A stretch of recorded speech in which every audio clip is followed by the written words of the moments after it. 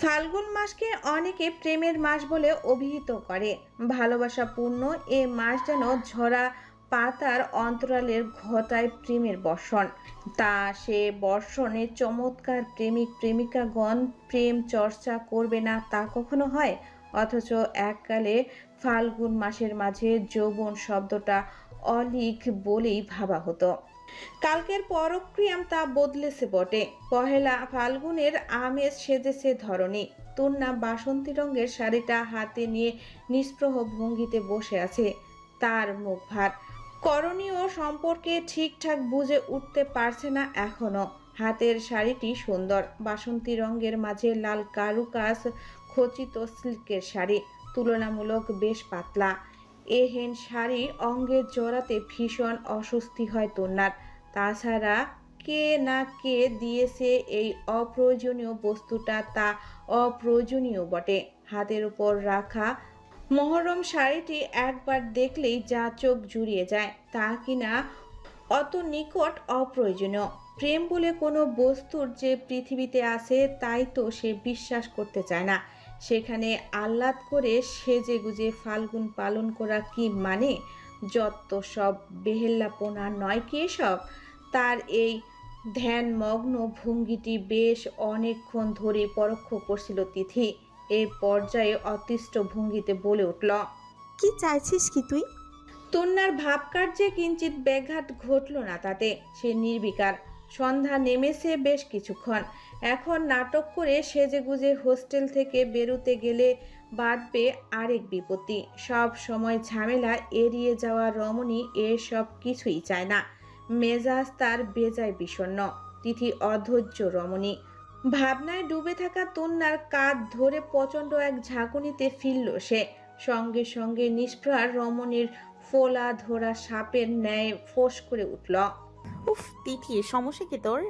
আমার কোনো সমস্যা নেই, সব সমস্যা তোর। আমার আমার কি সমস্যা? তপ্ত কণ্ঠে প্রশ্নটি ছুড়ে দেয় তন্না। তিথি কোমরে হাত রেখে বিক্ষের ভঙ্গিমায় শুধালো, প্রায় ঘন্টাখানেকের সময় ধরে এভাবেই বসে আছিস তুই? বলছি এটা শাড়ি, পৃথিবীর কোনো অষ্টম আশ্চর্য নয় যে এইভাবে দেখতে হবে। কি আশ্চর্য কথা! 1 ঘন্টা যাবৎ এক মনে শাড়িটির দিকে তাকিয়ে আছে সে। 4 তলার জানালা দিয়ে একবার বাহিরে তাকালো তন্না। হ্যাঁ, সূর্যি মামা পলায়ন করেছে। তার মানে তিথি মিথ্যা কিছু বলছে না। এত দ্রুত সময় যায় কি করে? মুখভঙ্গিমায় অন্তঃশোষের ছাপ স্পষ্ট করে সে বলল, কি করব বুঝতে পারছি না। আমি হেল্প করব? কোর্স, কিন্তু ভালো কোনো সৎ পরামর্শ থাকলে দে। আর যারা বকবক শুনতে ইচ্ছে করছে না। ভালো বুদ্ধি দিয়েছে। শোন, তুই লোকটার সাথে দেখা করতে যা এবং উনি যেভাবে সেজে গুজে যেতে বলেছেন সেভাবে। তন্না বসা থেকে শটান উঠে দাঁড়ালো। বিস্ফোরিত নয়নে প্রশ্ন করল, পাগল নাকি ভাই? মুখ দিয়ে চ জাতীয় শব্দ করে তিথি পায়ের উপর পা তুলে বসলো বিছানায়। পাশের টেবিলের উপর রাখা ঝুড়ি থেকে একটা আপেল তুলে নিয়ে কামড় বসালো সযত্নে। অতঃপর বুদ্ধিমানের ন্যায় বলল, শোন, লোকটাকে খুঁজে বের করার এর থেকে উত্তম সময় আর আসবে না। যেহেতু উনি তোকে ডেকেছেন, আই থিঙ্ক আজ উনি তোর সামনাসামনি তোর সাথে দেখা করবে। যদি খুব ভুল না করি তোকে সামনে থেকে প্রপোজ করবে। তোর উচিত সেখানে যাওয়া। আর আরে, লোকটার যদি কোনো খারাপ উদ্দেশ্য থাকে? উদ্বেগপূর্ণ কণ্ঠে সন্দেহ ব্যক্ত করে তুন্না। তুন্না তিথির সামনে দাঁড়িয়েছিল। তিথি বসে বসে তুন্নার থুতনিতে আলতো চাপ দিয়ে বলে উঠল, কথাটা আগে শেষ করতে দাও খুকি। তোমার গোটা শরীর জুড়েই যে ভয় তা কি আর আমি জানি না? শোন, তুই লোকটার সাথে দেখা করতে যাবি এবং ফোনের লোকেশন অন রাখবে। যদি তোর ফিরতে দেরি হয় আমি তোকে সেখান থেকে বাঁচাতে যাব। তুই বাঁচাতে যাবি? তো কি করব? আমার প্রাণপ্রিয় বান্ধবী বিপদে পড়লে বাঁচাতে যাব না? তিথি, আমরা দুজনেই কিন্তু মেয়ে মানুষ। তো মেয়ে মানুষ বলে কি কলিজা ছোট নাকি? তুই জানিস আমি কারাটে জানি। তবু আমার মন সায় দিচ্ছে না। যদি তোর কোনো বিপদ হয়? তুন্নার আশঙ্কাকে বাতাসে উড়িয়ে দেবার ভঙ্গিতে তিথি বলল, আমার কোনো বিপদ হবে না সোনা, তুই নিজে চিন্তা কর। যেই বদ লোককে ধরার এত তাড়া, তাকে আজ হাতে নাতে ধরার সুযোগ হাতছাড়া করিস না প্লিজ। কিন্তু আবার কিসের কিন্তু? হ্যাঁ, আচ্ছা ছাড়। আমার এক মামা পুলিশের এসপি। খুব সমস্যা হলে ওনাকে না হয় বিষয়টা জানাবো। নিরাপত্তা নিয়ে তোকে কোনো টেনশন করতে হবে না। বলছিস? শতভাগ নিশ্চয়তা দিচ্ছে। তন্না তবুও মুখটাকে অবসন্ন করে রাখলো। কিছুতেই যেন উৎফুল্লতা কাজ করছে না তার। শুধুমাত্র বদলোকটাকে জানার কৌতূহল আর ওনাকে শাসানি দেবার সংকল্পে এই বিপজ্জনক অভিমানে নামতে হচ্ছে তাকে। তবুও মন সায় দিচ্ছে না। কিন্তু তিথির তাড়া খেয়ে তাকে রেডি হতে হলো। বাসন্তী রঙের শাড়িটি শ্যামকন্যা নিজের অঙ্গে জড়িয়ে নিল বড় অনিচ্ছায়। লম্বা চুলগুলো সৌন্দর্য বাড়াতে কানের পৃষ্ঠ গুজে নিল একটা লাল গোলাপ। আগন্তুকের দেওয়া বেলি ফুলের মালাটি পেঁচিয়ে নিল হাতের কবজিতে। মাথায় খপা করেনি বিধায় এই পন্থা অবলম্বন করতে হলো। যুক্ত ভ্রু যুগলের মধ্যিখানে পরম যত্নে বসিয়ে দিল কালো ছোট্ট টিপ। কানের ছোট্ট অ্যান্টিকের ঝুমকো, গলায় তার সাথে ম্যাচিং একটা গয়না। মুখে অল্প প্রসাধনী মেখে নিজেকে খুঁটিয়ে দেখলো আয়নায়। দেখতে খুব একটা মন্দ লাগছে না। মাঝে মাঝে নিজেও সুন্দরীদের তালিকায় ভুক্ত করতে ইচ্ছা করে। মাঝে মাঝে মনে হয় ওই শ্যাম রঙের কায়াটির প্রেমে পড়েছে সে নিজেই। নিজের প্রেমের পড়ার মতো অদ্ভুত শান্তি আসে আর কথায়। অন্যের প্রেমে কেবলই যাতনা। যে ব্যক্তি নিজের প্রেমে পড়ে তার হয়তো তেমন অশান্তি নেই। তিথি তন্নার সাজসজ্জা দেখে মুগ্ধ হলো। তার মুগ্ধতা প্রকাশের ভঙ্গি ভিন্ন রকম। স্বভাবসিদ্ধ ঢঙ্গে সে সুর করে বলে উঠল, সুন্দরী সুন্দরী, তুমি ফ্রি নাকি এঙ্গেজ? তন্না হাসি আটকে জবাব দিল, আমি বিবাহিত। মেরা দিল চুচ গায়া। আসো সেলাই করে দিই। ব্যথা পাবো যে? সোনামুখী সুই দিয়ে ভালোবেসে সেলাই করে দিব। তিথিকে উদ্দেশ্য করে তুন্নার চোখ টিপ দিয়ে বলে উঠল। তিথি অতিরিক্ত গম্ভীর করে ফেলল। সবটাই বড্ড নাটকীয় সহিত। তুন্না হেসে বলল, এবার তাহলে যাই। যাবি, সাবধানে যাস। আচ্ছা। তুন্না নিজের ভ্যানিটি ব্যাগ নিয়ে বেরিয়েই যাচ্ছিল। এ পর্যায়ে ফের পিছু ডাকলো তিথি। তড়িঘড়ি করে শুধালো, আই শোন, তোকে খুব অপূর্ব দেখাচ্ছে। তুন্না বিষণ্ণ হাসলো। মেয়েরা প্রশংসা শুনলে খুশি হয়, কিন্তু তুন্না ব্যতিক্রম। এই এতটুকু প্রশংসা যে সে কার মুখ থেকে শোনার প্রতীক্ষায় থাকে তা কি কেউ জানে? বিষণ্ণতা আড়ালে সে শুধালো, থ্যাংক ইউ। ওয়েলকাম পাখি। তুন্না মৃদু হেসে ফের যাওয়ার উদ্দেশ্যে পা বাড়াতেই তরাক করে লাফিয়ে এসে পথ আটকে দাঁড়ালো তিথি। বিগলিত গলায় বলল, শোন শোন, একটা গুরুত্বপূর্ণ সংবাদ দেওয়ার আছে তোকে। হতাশ তুন্না একবার তাকালো ঘড়ির দিকে। লোকটা বলেছিল 8টায় গাড়ি পাঠাবে, এখন বাজে 7:51। হতাশ দৃষ্টি মেলে তিথির দিকে তাকিয়ে বলল, কি সংবাদ? তোর ওই বিশিষ্ট ভদ্রলোক মার্জিত মানুষের সাথে তো আর দেখা হয়েছিল আমার। চোখে প্রশ্নরা উকিঝুঁকি মারছে তন্নার। কার কথা বলছে তিথি? মস্তিষ্কে চাপ প্রয়োগ করেও ঠিকঠাক উত্তর পাওয়া যায় না। তন্না ভাবুক ভঙ্গিতে বলল, কার কথা বলছিস? কালামানি। তিথি, বুলবুল ভাইকে কালামানিক বলবি না প্লিজ। এক কথা কতবার বলবো তোকে আমি? মেজাজ হারায় তন্না। চোখ মুখ কঠিন ভঙ্গি করে ফেলে মুহূর্তে। তিথি বলেই জিভে আলতো কামড় দিয়েছে। তার বারন্ত জিভের দিকে তাকিয়ে তুন্না ফের বলল, 7 হাত লম্বা তোর ওই জিভ বছরখানেক ধরে বের করে রেখেছিস কেন? অসহ্য। সরি ভাই, রাগ করিস না, আসলে উত্তেজনায় ভুল বলে ফেলেছে। আচ্ছা ঠিক আছে। একটু থেমে ফের শোধায়, কি অবস্থা ওনার? বিশেষ ভালো না, ক্যান্টিনে দেখলাম চুল দাড়ি বড় হয়ে জঙ্গলি জঙ্গলি দেখাচ্ছে। চোখ মুখে গর্তে ঢুকে গিয়েছে, চোয়াল ভেঙে একাকার, পাক্কা গাঞ্জাখোরের মতো দেখাচ্ছিল। এগিয়ে গিয়ে কয়েকটা প্রশ্ন করলাম। ওনার বোধহয় আমাকে সহ্য হচ্ছিল না, তবুও সৌজন্য রক্ষার্থে 2-1 প্রশ্নের জবাব দিয়েছে।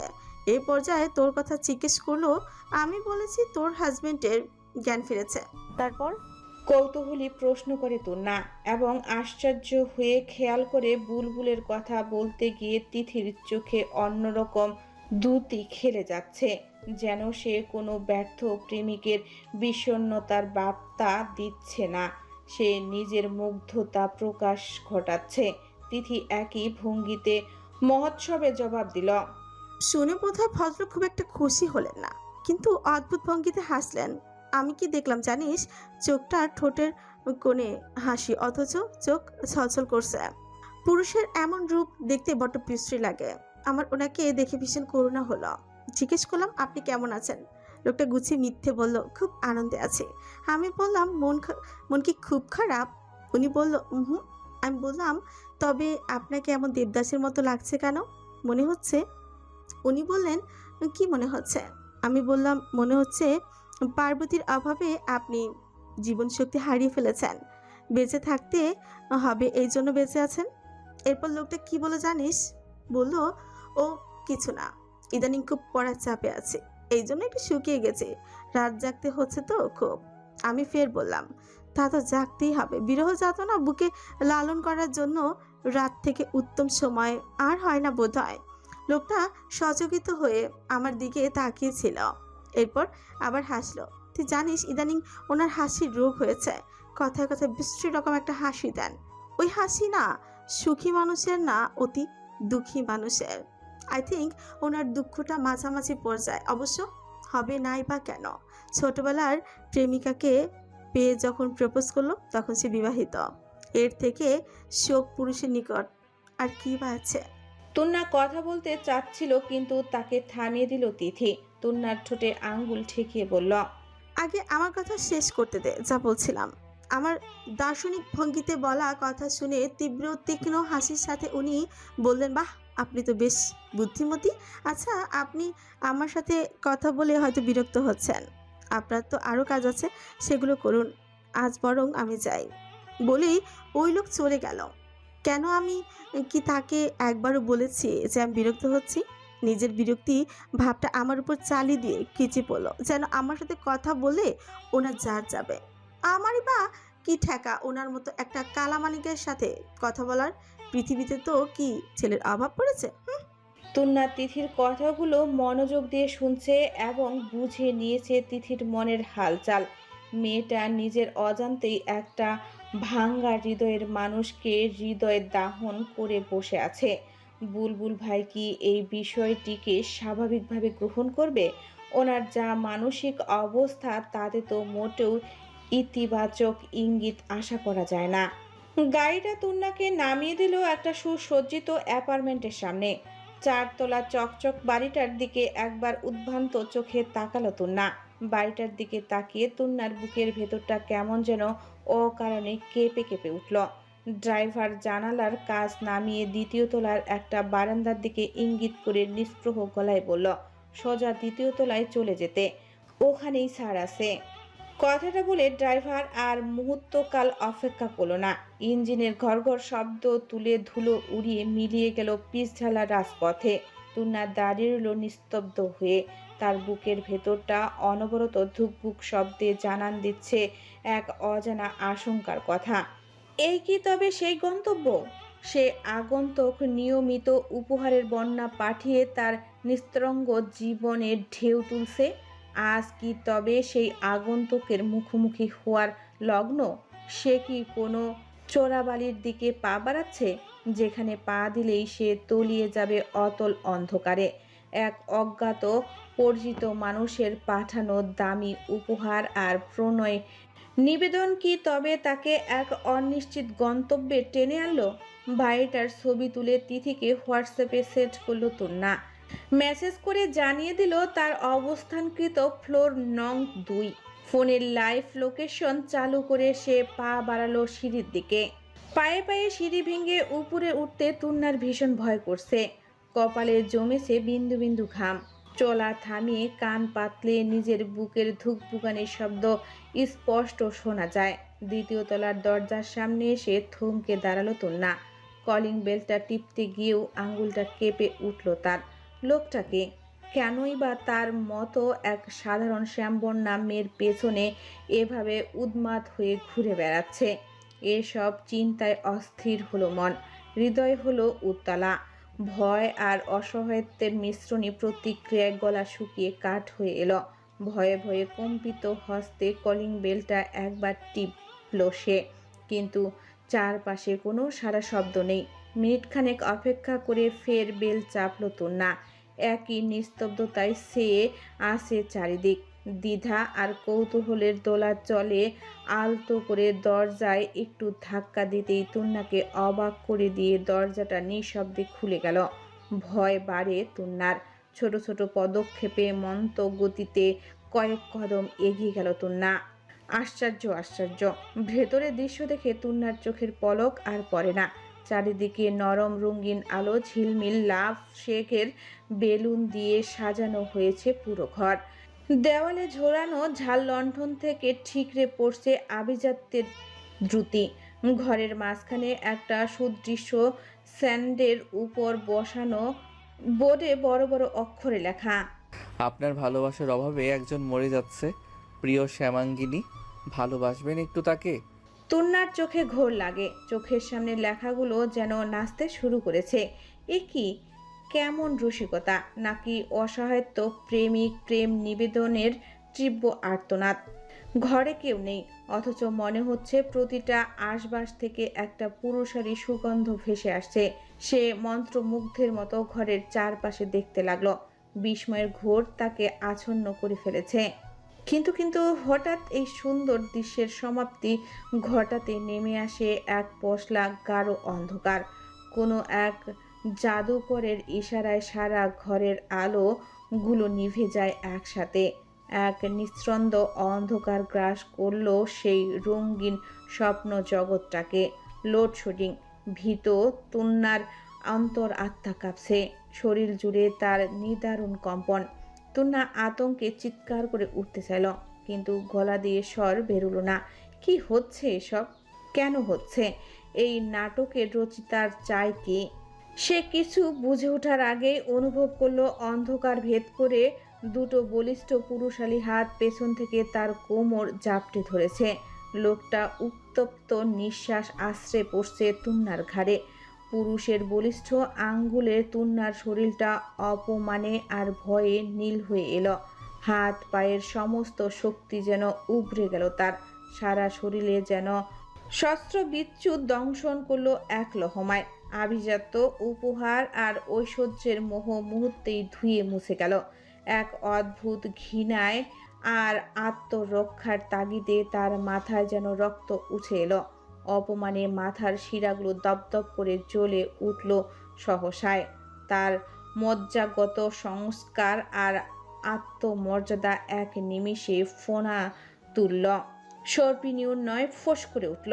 সারা শরীরের সমস্ত শক্তি সঞ্চার করে কোনো কিছু চিন্তা না করে অন্ধকারের সেই অদৃশ্য অববয় লক্ষ্য করে এক সপাটে চর বসিয়ে দিল লোকটার গালে। থাপ্পড়ের শব্দটা নিস্তব্ধ ঘরের গুমোট অন্ধকারে এক তীব্র চাবুকের মতো আশ্রে পড়ল যেন। তীব্র ক্ষোভ, বৃতৃষ্ণা, ক্রোধের বহিঃপ্রকাশ ঘটাতে উচ্চারণ করল, don't touch me, if you do I will kill you. অন্ধকার ভেদ করে রহস্যময় পুরুষের ভারী কণ্ঠে ভেসে এলো, baby, I want to touch you deeply. তুন্নার শরীর কাঁপছে, নিদারুণ কম্পন ছড়িয়ে পড়ছে শরীরের প্রতিটি অঙ্গে। লুপ্ত পুরুষের সেই কণ্ঠস্বর, সে কি আগে কথা শুনেছে? কেমন অপরিচিত, হয়তো ভীষণ পরিচিত। ওর চিন্তাধারা ওই একটা দুশ্চিন্তার শিলা পাথরকে কেন্দ্র করে ঘুরপাক খেতে থাকে। শৈশবে যে মেয়েটি শালীনতার গুন্ডিটুকু সযত্নে লালন করেছে, তার কাছে এই ডিপলি শব্দটা স্লেপ একটা ইংরেজি বুলি নয়। এটা যেন অসভ্য নগ্নতার নামান্তক কোনো বাক্য। আকস্মিক থাপ্পড় হজম করতে সময় লাগে আগন্তুকের। সহজেই এক দুঃসাহসিক কাজ করে বসে সে। অন্ধকারেই তুন্নার বাহু চেপে ধরে লোকটা। অবশ্য পুরোপুরি অন্ধকারও নয়, এতক্ষণ লাল নীল আলো জ্বলে উঠেছে ঘরে। লোকটার মুখ অস্পষ্ট। এক ঝটকায় তুন্নাকে নিজের দিকে ঘুরিয়ে নেন রহস্যময় মানুষটি। এরপর গাল দুটো চেপে ধরে তুন্নার ঠোঁট জোড়া আয়ত্তে নেয় সে। যেন গাঢ় চুম্বনের আবেশে শেষ করে নিতে চায় তুন্নার সমস্ত দভ্য, সবটুকু পাষণ্যতা। ঝেড়ে ফেলতে চায় নিজেদের গায়ের জোরানো ভদ্রতা নামক পোশাকটি। আজ যেন সমুদ্রের মতো উত্তাল ঘূর্ণিঝড়ের মতো বিধ্বসী। তুন্না নিস্তব্ধ, তুন্না হতভম্ব। চিরকাল শালীনতার আবরণে নিজেকে ঢেকে রেখেছে যেই তরুণী, সে আজ অন্য কোনো পুরুষের লুপ্ত দৃষ্টির শিকার হলো। তন্নার মজ্জাগত সংস্কার আর আভিজাত্যের লড়াইটা যেন বহুদিনের। আজ সেই সুশীলতার বুঝি কলঙ্কের দাগ রটে গেল। লোকটা কি করছে তা বুঝতে পেরেই যেন সাহসাই পাগল তেজি ঘোড়ার মতো ছটফটিয়ে উঠল তন্না। অসংখ্য কিল ঘুষিতে কাবু করতে চাইল লোকটাকে, কিন্তু লোকটা সে যেন মধু সংগ্রহ করতে ব্যস্ত। তুন্নার ওই শুষ্ক ঠোঁট জোড়াকে ক্ষত বিক্ষত করতে যেন মহা আনন্দ হচ্ছে ওনার। যেন বহুদিনের তৃষ্ণিত হৃদয় পরিতৃপ্ত করতে চাইছে একটু প্রেম বৃষ্টিতে। শুধু কি ঠোঁটের দখল নিয়েছে লোকটা, সাথে ওনার অবাধ্য হাত যে বিচরণ চালাতে ব্যস্ত হয়েছে আয়ত্তকৃত তুন্নার সর্বাঙ্গে। সেই হাতের চলাচল বাড়ছে দ্রুত, গাল ঘাড় গলা বেয়ে সেটা নেমে যাচ্ছে দুটো সুউঁচু পাহাড়ের চূড়ায়। আলতো হাতের স্পর্শ রুদ্ধ হচ্ছে ক্রমশ। লোকটার উষ্ণ নিঃশ্বাসের ঝাপটা তুন্নার স্নায়ুগুলোকে অসাড় করে দিচ্ছে। কি করবে সে? আর কতক্ষণ লড়াই চালাবে দানবটার সঙ্গে? ঠিক কতক্ষণ চলে এই যুদ্ধ তা সেই সময়ের হিসাবকে রাখে। তবে একটা সময় অসহায় তুন্নার শরীরের ভার ছেড়ে দেয়। লোকটার গায়ের উপর ভার ছেড়ে দিতেই হঠাৎ যেন চলমান হয়ে উঠে মন, এবং হঠাৎই একটা সময় ডুকরে কেঁদে ওঠে তুন্না। তার কান্নার তোড়ে হুঁশ ফিরল লোকটার। সে তুন্নাকে ছেড়ে দেয় সহসায়, কিন্তু আশ্চর্য হয় লক্ষ্য করে তুন্না তাকে জড়িয়ে ধরেছে শক্ত করে। কেঁদে বুক ভাসাতে থাকে। নির্বিকার নির্বোধ একটা পুরুষ অন্ধকারে আরেক দফা আত্মগ্লানিতে শেষ হয়ে যায়। সিসি, এ কি মহা অন্যায় করে ফেলল সে! এতদিন ধৈর্য ধরার পরে আর একটু অপেক্ষা করা যেত না? কেন করলো সে এমন? কথা বলার শক্তিটুকু যেন হারিয়ে যায় ওর। বাক্য স্ফুটের ক্ষমতা থাকে না আর। অনেকটা সময় পর ফের এলোমেলো কিল ঘুষিতে ব্যথা অনুভব হয় বুকে। মেয়েটা মুখ তুলে ক্রমাগত আঘাত করছে তাকে, কাঁদছে অবিরত, এবং একটা সময় পরে মৃদু তীক্ষ্ণ কণ্ঠে বলে ওঠে, আপনি জানেন কতটা ভয় পেয়েছিলাম আমি? অধ্যায়, কেন করলেন এমন? তুন্না তাকে চিনেছে। অধ্যায় আশ্চর্য হয়। অপরাধ বোধে পূর্ণ মনটাকে নিয়ে দৌড়ে গিয়ে লাইট অন করে দেয়। দেখতে পায় তার শ্যামাঙ্গিনী ঘরের মধ্যিখানে রোদস্ফীত আঁখি এবং রক্তাক্ত ঠোঁট জোড়া নিয়ে দাঁড়িয়ে আছে। তাকে দেখাচ্ছে কিশোরী বালিকাদের মতো। কান্না ভেজা চোখ দুটিতে নালিশের ছাপ স্পষ্ট, যেন এক পৃথিবী অভিমান বুকে পুষে রেখেছে সে। তুন্না চোখ তুলে তাকালো না, শুধু আচমকা চোখে আলো পড়ায় একবার পিটপিট করে উঠল তার চোখ। আচমকাই একটা অভাবনীয় কাজ করে বসলো অধ্যায়। ধপ করে বসে খামচে ধরল তুন্নার পা জড়া। তীব্র অপরাধ বোধের স্বরে বলে উঠল, আমাকে ক্ষমা করে দাও তূর্ণা। আমি ইচ্ছে করে কিছু করিনি। বিশ্বাস করো, সত্যি ইচ্ছে করিনি। তীব্র আকুল স্বর, কণ্ঠে মিশে আছে একরাশ ভয়। ফের তুন্না তাকে ছেড়ে অভিমানী বালিকার ন্যায় দূরে সরে যায় সেই আশঙ্কা।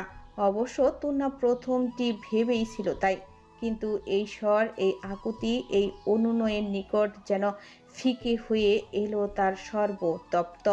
সে যেন সহসায় রূপান্তরিত হলো এক প্রস্তর খণ্ডে, এবং একটা সময় পর সেই পাথর মানবীর বিবেক জাগ্রত হলো। তড়িঘড়ি করে পায়ের কাছ থেকে অধ্যায় নামক আহাম্মকটাকে তুলে দাঁড় করিয়ে বলল, একি পায়ে ধরছেন কেন? বোকা ছেলেটা তখন বোকা বোকা স্বরে প্রশ্ন করে, তবে কোথায় ধরবো? কোথায় ধরতে হবে? কোথাও ধরতে হবে না। কিন্তু বউয়ের রাগ ভাঙাতে পায়ে ধরতে হয়। কে বলেছে? আদিল বলল, আয়মান সাদিক নাকি মুনজেরিন শহীদ রাগ করলে পায়ে ধরে বসে থাকে, রাগ না কমা অবধি বসেই থাকে। আমিও বসে থাকবো। বলেই ফের ঝপ করে বসে পড়ে অধ্যায়, এবং এমনভাবে তুন্নার পা জোড়া জড়িয়ে ধরে যাতে নড়ার শক্তিটুকু পায় না তুন্না। সারানোর চেষ্টা করেও বিফল হয়। রাগে দুঃখে কান্না পায় তুন্নার। শক্ত এক ধমক দিয়ে বলে, আপনি ছাড়বেন? ধমকের জোর অধিক। অধ্যায় থতমত খায়, ছেড়ে দেয় পা, দূরে সরে বসে, তবে দাঁড়ায় না। ছাগলমার্কা মানুষটিকে দেখে তুন্নার যতটা না রাগ হয়, করুণা হয় অধিক বেশি। এই ছাগলটাই এতদিন ধরে তাকে পটানোর এত চেষ্টা করছিল। যাই হোক, কষ্ট করেছে বেচারা, কিন্তু এই মুহূর্তটাকে এমন জঘন্য করার কি প্রয়োজন ছিল? স্বেচ্ছায় বর বেশে এসে তুন্নার কাছে প্রেম নিবেদন করে একটু মিষ্টি মুখ করার প্রস্তাব দিলে তুন্না কি তাতে সম্মতি দিত না? আশ্চর্য লোক, মাথায় এতটুকু বোধ বুদ্ধি নেই, আছে কেবল সৌন্দর্যের অহংকার আর মেয়েবাজি। ফাজিল। তুন্না মেঝেতে বসে থাকা পাজি বরটার দিকে তাকিয়ে বলে। উঠুন, উঠে দাঁড়ান। হুম। অবুঝের মতো প্রশ্ন করে অধ্যায়। কানে কালা? না। তাহলে তো বাংলা ভাষা বুঝতে অসুবিধা হবার কথা না। আমি কি হিন্দিতে বলেছি? অধ্যায় উঠে দাঁড়াতে দাঁড়াতে বলে। চাইলে হিন্দিতেও বলতে পারো, আমি হিন্দি বুঝি। আহা, শুনে প্রাণ ধন্য হলো। তোমার প্রাণ আরো ধন্য করতে হিন্দিতে আরো কিছু বলবো? কি? হামনে তুমসে প্যার করতা হ্যায়। ঢং। সত্যি বলছি, এটা হিন্দি ভাষা, তবে কথাটা মিথ্যে বলেছি। ভালো টালো এই পৃথিবীতে কাউকে বাসি না আমি। অধ্যায়ের কণ্ঠে স্পষ্ট দৃঢ়তা প্রকাশ পায়, জড়তা বা দোলাচলের কোনো ইঙ্গিত নেই তাতে।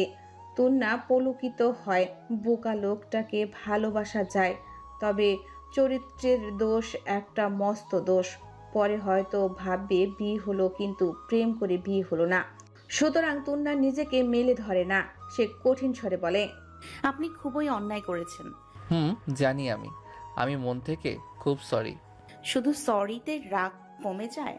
কি করতে হবে আমাকে বলো, সব করব আমি। কিছু করতে হবে না। প্লিজ বউ, বলো কি করলে তোমার মন গলবে। তুন্না মুখ বাঁকিয়ে অন্যদিকে ঘুরে দাঁড়ায়, একবার হাসেও ঠোঁট চেপে, অতঃপর কঠিন স্বরে বলে। বিড়াল তপস্বী হয়ে আমাকে গলাতে এসেছেন? বিড়াল তপস্বী মানে? ইউমিন আমি ভণ্ড সাধু? তা নয়তো কি? একটু থেমে ফের তুন্না বলে। তবুও ভালো বাংলা বাগধারার কিছু অর্থ যে জানেন, সেটা জেনে বেশ আনন্দিত হলাম। আমি কিন্তু মোটেও ভণ্ডামি করছি না। আর কি বললে? আমার জানার গণ্ডি নিয়ে তুমি সন্দেহ প্রকাশ করছো? সতেজ দীপ্ত হয়ে উঠে অধ্যায়। তুন্না চমকিত হয়। একটু আগের ভেজা বিড়াল বাঘ হয়েছে, তাকে বাজিয়ে দেখা যাক। সে জোর দিয়ে বলে। হ্যাঁ, অবশ্যই। এই মেয়ে শোনো, আমি জগন্নাথে পড়ছি। আমার কোয়ালিফিকেশন নিয়ে সন্দেহ করার মতো স্পর্ধা কোথায় পাও তুমি? স্পর্ধা আমি কারওয়ান বাজার থেকে 2 টাকা কেজি দরে কিনে আপনার লাগবে? এনে দিব কেজি 10-এ। অধ্যায় মুখ বাঁকায়। কি রকচটা মেরে বাবা! পায়ে ধরে অপরাধের ক্ষমা চাইছে, তবুও এই দেশ শুধুমাত্র বউ বলেই অধ্যায় এই মেয়ের এত সব বাড়াবাড়ি মেনে নিচ্ছে। অন্য কোনো তরুণী এমন করলে সেই মেয়ের কপালে দুঃখ ছিল ভীষণ। অপ্রসন্ন ভঙ্গিতে বলে। এই, তুমি এত অসহ্য কেন বলো তো? আমি যখন এতই অসহ্য, আমার কাছে এসেছেন কেন? কি বৃত্তান্ত, কি দরকার? কি দরকার মানে? তুমি আমার বউ, তোমার কাছে আমি আসতে পারি না? না, পারেন না। অবশ্যই পারি। অধ্যায় জেদ করে গোয়ারের মতো বলে। তুমি আমাকে বলে দিবে আমি কি করব না করব? আমি বললাম পারেন না। আমার কি খেয়ে দেওয়ার কাজ নেই যে আপনাকে কর্মের লিস্ট করে দিব? তাছাড়া আমার মাথার তারটা এখনো ঠিকঠাক আছে, সেক্ষেত্রে এই জাতীয় ভুল করার সম্ভাবনা প্রবল কম। মনে উদিত প্রশ্নটাকে দয়া করে আস্থা কুড়ে ছুঁড়ে ফেলুন, শেষে নিজেরই মঙ্গল। নয়তো যা সব শুরু করেছেন, পাবনার মানসিক হাসপাতালে একটা সিট বরাদ্দ আপনার জন্য। অধ্যায় হতভম্ব হলো এক মুহূর্তের জন্য। মনের দুর্বিবার প্রেম আর তীব্র আশঙ্কাকে অবজ্ঞা করলো অধ্যায়।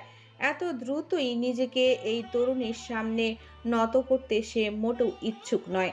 তর্কে কোনোভাবে মেয়ে মানুষের জিতে গেলে বিষয়টি পুরো পুরুষকুলের জন্য লজ্জাজনক হবে। সে ভাব নিয়ে বলল। কি আশ্চর্য, তুমি আমাকে পাগল প্রমাণ করতে চাইছো? এই, তুমি বউ নাকি পাষাণী নারী? বড্ড বেশি পাষাণ আমি। বাই দ্য ওয়ে, আপনি এত সব কর্ম কেন করছেন? বাই এনি চান্স আমাকে ভালোবেসে ফেলেনি তো? এক মুহূর্তের জন্য দমে গেল অধ্যায়, তবে দমে যাওয়ার স্থায়িত্ব ভীষণ কম। ফের পূর্ণ জীবন শক্তি নিয়ে ফিরে এলো নিজের ফর্মে। কৃত্রিম তাচ্ছিল্যের সহিত বলল। ভালোবাসবো আমি তোমাকে? তুমি ভেবো না আমার তোমাকে ইমপ্রেস করার এত ঠেকা পড়ছে আমার। তবে এত সব কাণ্ড কেন ঘটাচ্ছেন? দরজার সামনে ফুল রেখে যাচ্ছেন, ভার্সিটিতে পাহারা বসিয়েছেন, আমাকে নজরে নজরে রাখছেন সর্বক্ষণ। মূল উদ্দেশ্য কি আপনার?